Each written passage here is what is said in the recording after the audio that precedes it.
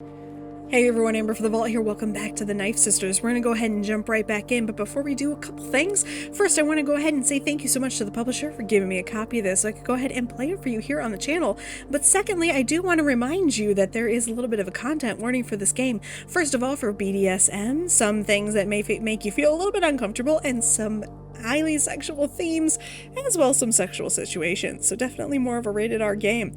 Definitely not something that I would watch with the kiddos. So we're gonna go ahead and jump back in. You've been warned, and I'll see you guys back in just a sec. Okay, sorry about that. I accidentally pushed forward. They met outside the place. I somehow, for some reason, just started randomly sneezing a ton. So, I'm okay now. I'm back alive. Okay, Ayana seemed excited. I wonder what'll happen tonight. I was thinking the same, and my heart skipped a beat. I have no idea. If it gets scary, then let's use a special code word, meaning that we just want to get out. And then we leave together, no questions asked. Sure, which word? Loofah? It means, let us fuck off. Loofah's good. I might use that. Although my words, I don't know, if I want to get out of somewhere, I tend to pick like weird words. Like, that's just a odd word. Like, it's not even a word. Like, you gotta pick something weird, like King Beatrice has called. And then everyone would be like, wait, what? And then you would just leave. You know? I like those kind of things. There was quite a lot of people in the shop, which was also completely crammed with stuff.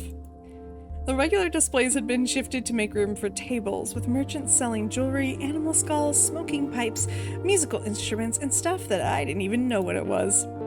In a corner, a violinist and a guitarist were doing sound checks. I didn't see Teddy. Maybe they were already doing sessions with people. Maybe they and the tarot reader were in the back? The curtain to the back room was drawn to one side. Glancing over the people in the room, I saw Nicola and Naomi standing at the table, looking at jewelry. Let's go to the back. Do you want to come to me with the back? Or do you want to come with me and check out the back room? Okay. In the back of the shop was a hallway leading to Teddy's workshop and inventory. It had a small pantry and was now divided into two compartments. A small pantry? Wait, is a pantry a room? This is where I have to admit, I've never had a pantry before, so I don't know what that means. I thought a pantry was just a big cupboard. But I can't imagine a big cupboard divided into two parts. Lower to middle class household problems. I don't know, I mainly lived in apartments most of my life. It had a small pantry, which I assume now is a room, and was now divided into two compartments surrounded by curtains. Both seemed to be occupied. I lowered my voice. Maybe we'll have to come back later. We went back to the shop, and now the musicians were just getting started. Everyone gathered around. The guy with the guitar had blonde hair reaching his hips. He reached toward the mic and started singing a cappella. Then the violin joined in. I had never heard anything like it. It was some sort of dark, slow music, but the violin made it utterly beautiful at the same time. The singer used his voice more like an instrument, mumbling words, making all sorts of noise, as well as singing clean, beautiful notes. We were captivated. Then I saw someone trying to get my attention on the other side of the room. It was Dagger. Just as I was about to wave to her, someone patted my back. Teddy. Hi, Leo. Do you want to come with me? I'm free now. Their face looked enchanted. I'll come with you. We squeezed past people and sneaked into the back room. They let me inside their little den and drew the curtains around us. There was a bar table and two stools opposite each other. On the table were incense and a candelabrum? Wait, what is a candelabrum? Is it different than a candelabra? I know nothing about fancy candle things. Are they fancy? I don't actually know. Anyway, as well as some crystals, a pentacle, and some other items. The whole scene reminded me a lot of Dagger's room. How are you feeling? I'm good. You seem a little shaky. I did? Well, maybe I was. Sit down and relax. I'll burn some incense to make you calmer. Close your eyes if you'd like. I did. It felt nice to be enclosed in darkness, just hearing the sounds from Teddy preparing and the music coming from the other room. Slowly I started to relax. You can open your eyes. The dark curtains created a small, cozy hut. The candles were burning, and the incense was mild enough not to make me sick. Teddy looked at me with their soothing gaze. Do you have a question or topic for this session? I nodded.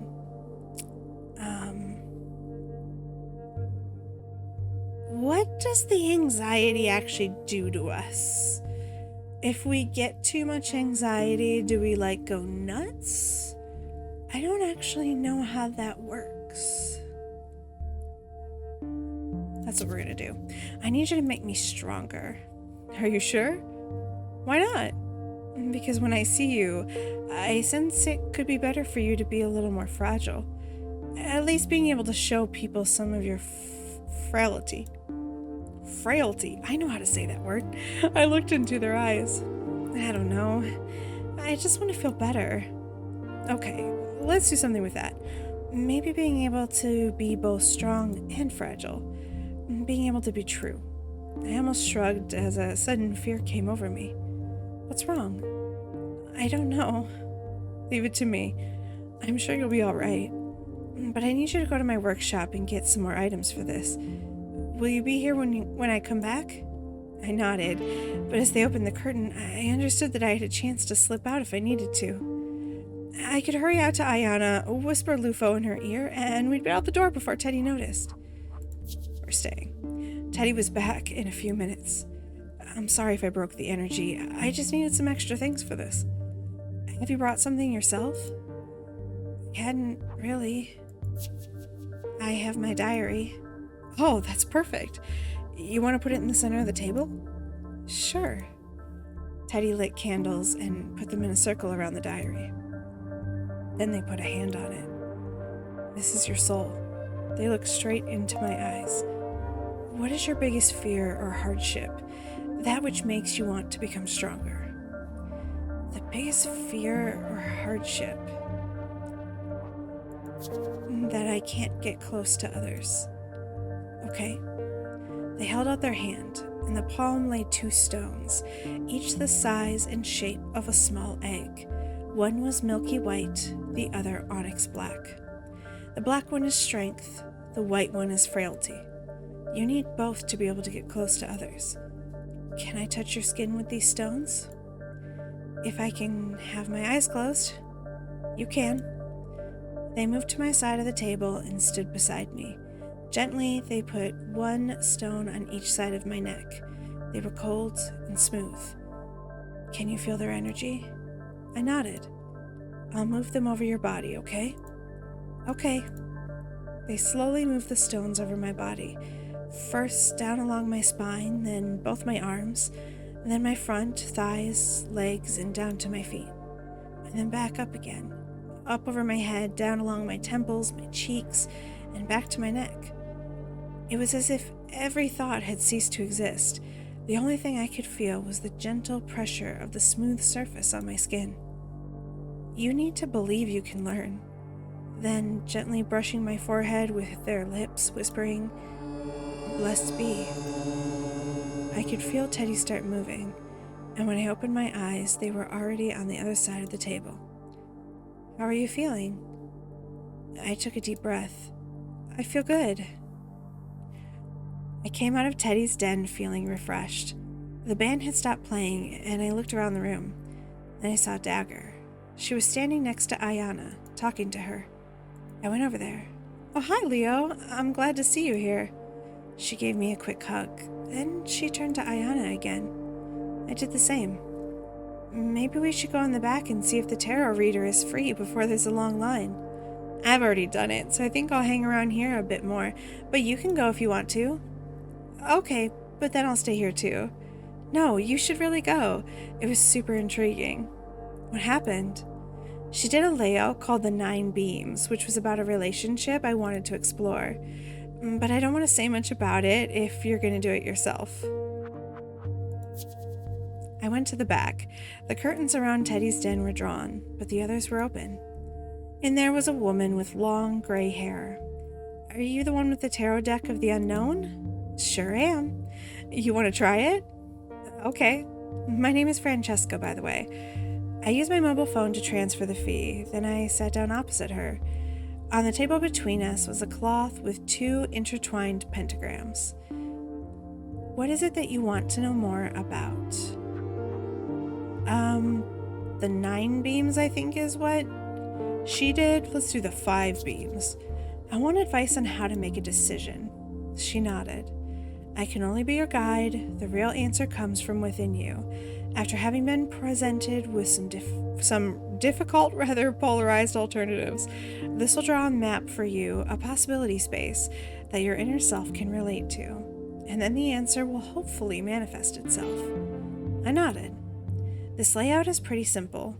It has 5 cards representing different aspects of your problem or question. You don't have to tell me the question if you don't want to, but the more information I have, the better the outcome will be. Okay, I'll tell you. I need to make a decision or not whether to disclose a secret about someone to a person who's asking for it. Okay? Now try to relax and concentrate all your energy inward. Well, now she sounded pretty much like someone else I knew. Francesca shuffled the cards and put them in a fan-like formation in front of me. Now use your left hand to draw the cards.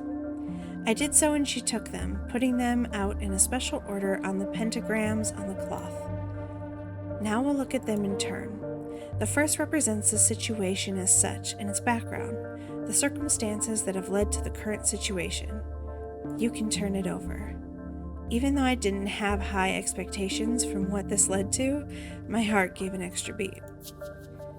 It's the moon. It represents soul-searching and transformation as the moon shifts shape.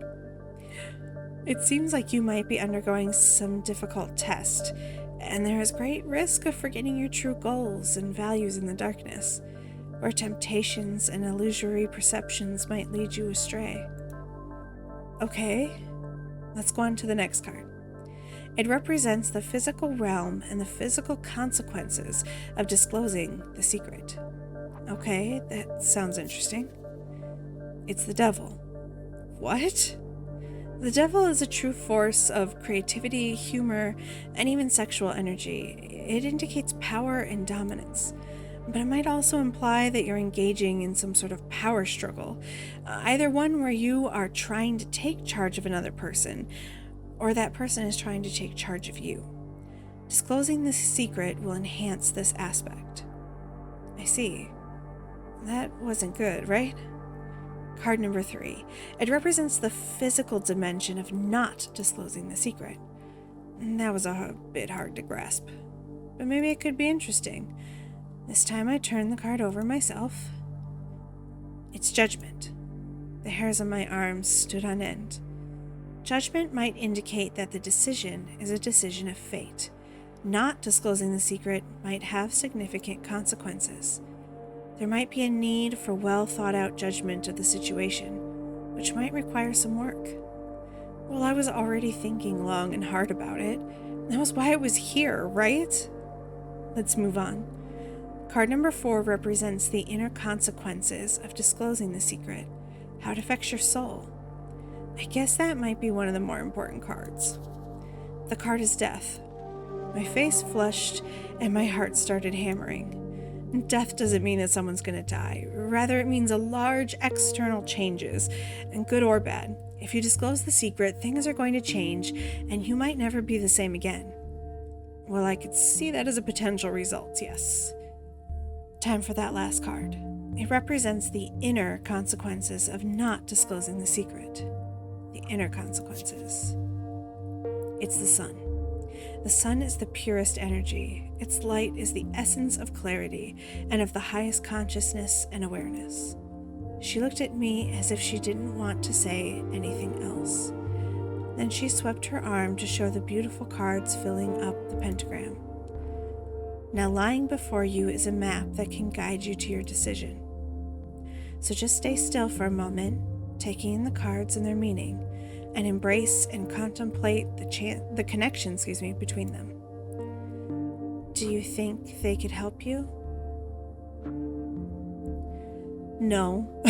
Yeah, I honestly don't buy any of it, but we're gonna go with what Leo might feel like in this moment. I think they're pretty clear, yeah. Okay, good. I felt the urge to go out to the others now. I told Francesca goodbye, drew the curtain aside, and went into the light. As I went back into the shop, I saw Dagger. She wasn't talking to Ayana anymore. Nicola and Naomi seemed to have left. I spotted Ayana looking at things in the market. She lifted her head as I came over. Oh, there you are. God, I did that tarot thing and now I'm exhausted. Ayana giggled. Was it that mind-bending? I don't know what to say, really, but I guess it was. Okay, good. I hope? Have you seen these, by the way?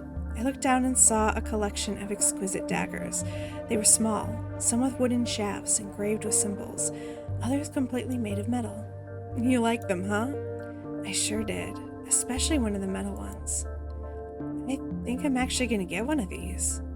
As I transferred my last cents to the merchant, I felt some kind of comfort. The evening had been a roller coaster ride, but I hoped something good would come out of it in the end. Okay, on to Saturday. Last night had left me restless and itchy. There was always a remedy for that kind of mood. The question was, who should I see? Hey everyone, thank you so much for watching me play The Knife Sisters. If you like this game, please remember to like, comment, and subscribe.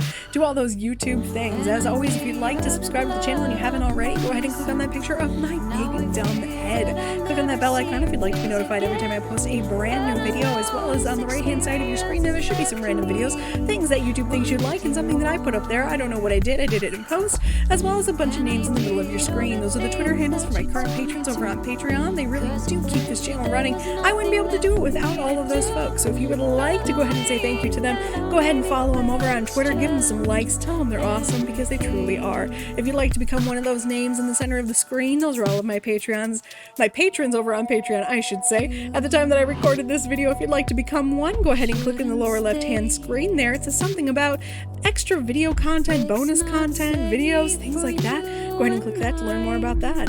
We're gonna go ahead and get out of here though, so I'll see you all in the next one.